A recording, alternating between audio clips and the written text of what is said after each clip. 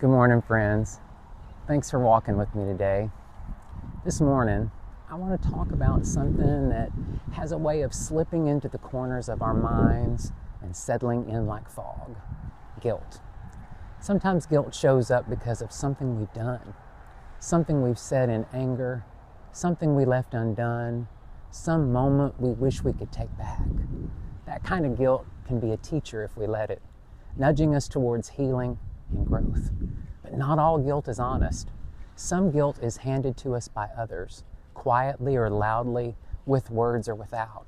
Especially for LGBTQ folks raised in religious spaces, guilt can feel like a second skin. We're told to feel guilty for who we are, for who we love, even for daring to show up in the fullness of our truth. And then there's the guilt we place on ourselves, the guilt that whispers, "You should have done more," the kind that lingers long after the moment is over. After Scott passed away, I found myself wading through survivor's guilt.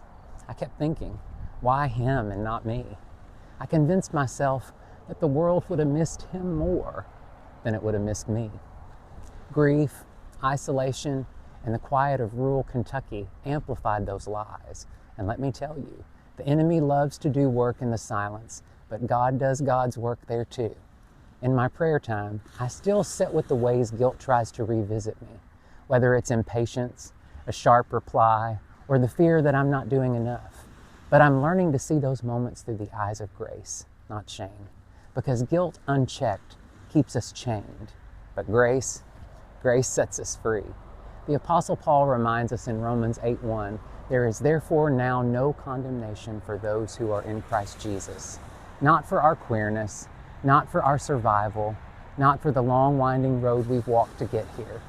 We're allowed to be fully human, flawed, growing, sacred, and no amount of guilt, ours or someone else's, can undo the beauty of who God made us to be.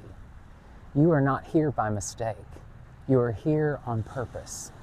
And grace, well, grace says you get to stay. See you on Sunday."